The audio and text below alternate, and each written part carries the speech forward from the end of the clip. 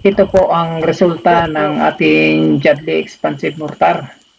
Yan po, yan po. Makikita natin kung gaano ka-effective ito. Natakot po kami. Ito po ang oras, 3:08 PM. Ito din po ang pag-drilling namin sa mga matitigas na bato at saka semento. Makita natin kung gaano kalaki ang bato na binutasan namin.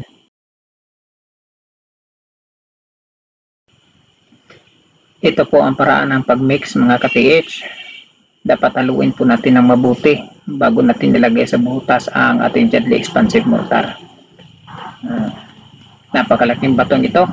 Ayan, umubos po ito ng 11 kilos sa paghati lang ng malaking batong ito. Hinati lang po ito sa gitna.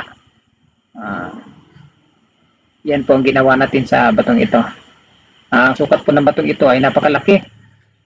8 by 8 feet po ang laki ng batong ito. Ito po ang paraan ng pagtakip ng butas. Pagkatapos natin nilagyan ng Jadley Expansive Mortar, tinakpan po natin ito ng mabuti. Karton po ang ginamit natin sa pagtakip at saka sinalsal po natin ito ng maayos para hindi makalabas ang ating Jadley Expansive Mortar. Yan, gumamit po ako ng matitigas na bagay para pangtakip ng ating butas.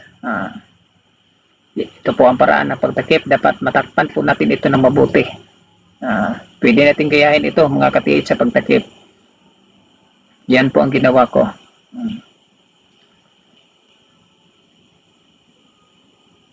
Napakaraming butas po ito. Ang ibang rod ay naiwan po sa butas dahil hindi na po ito mabunot. Ang ibang rod, dalawang rod po yan ang naiwan sa batong ito.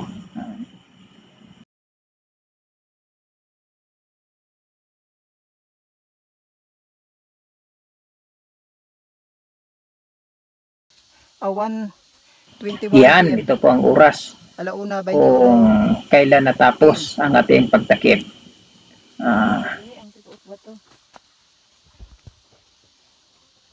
Ito po ang laki ng bato.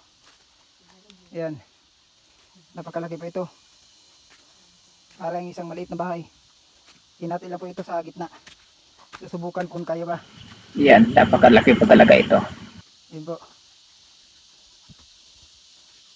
Ito 24 PM. Oras ng pag-react ng ating Jadley Expansive Mortar. Nagsisimula Yan, pong mag-react. nakikita natin ang resulta kung gaano talaga ka-effective ang ating Jadley Expansive Mortar.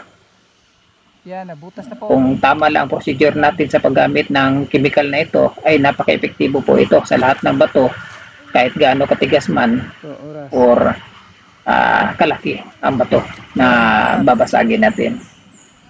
Kahit Japanese concrete cement, kaya pong basagin ng ating Jadley Expansive Mortar basta nasa tamang procedure lang po tayo.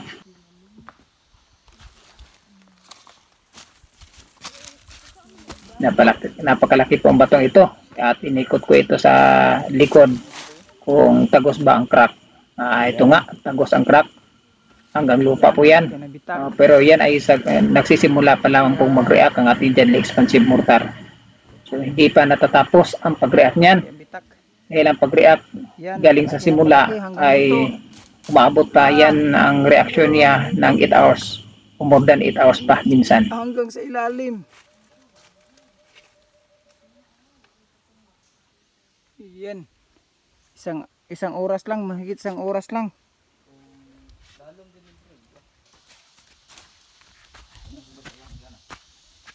Yan, nakikita natin ang palaki na po ang bitak ng bato.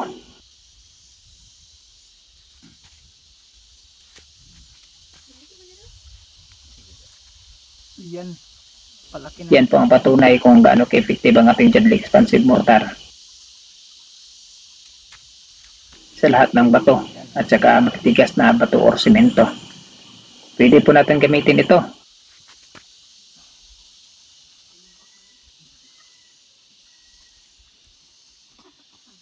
Hintayin po natin mag-react itong mga natitira. Ito.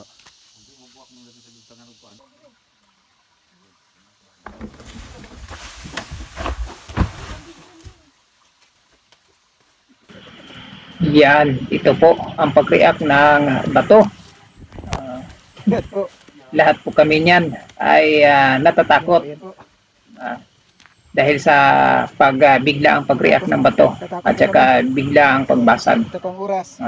Lahat po kami nakatakbo sa sobrang takot. Ito po. Nabasa na po. Nahati ko sa gitna. Ito po. Yan po. Nahati ko sa gitna. Yan, napakalaking bato pero nabasag. Nabasag talaga gamit ang ating Chadley Expansive Mortar. Dito po natin malalaman kung talaga bang epektibo ang ating Chadley Expansive Mortar. So, subok na po. Ilang beses ko na po itong nagamit sa Diba? mga treasure site ng ating mga ka-TH. Ito po ang kadugtong.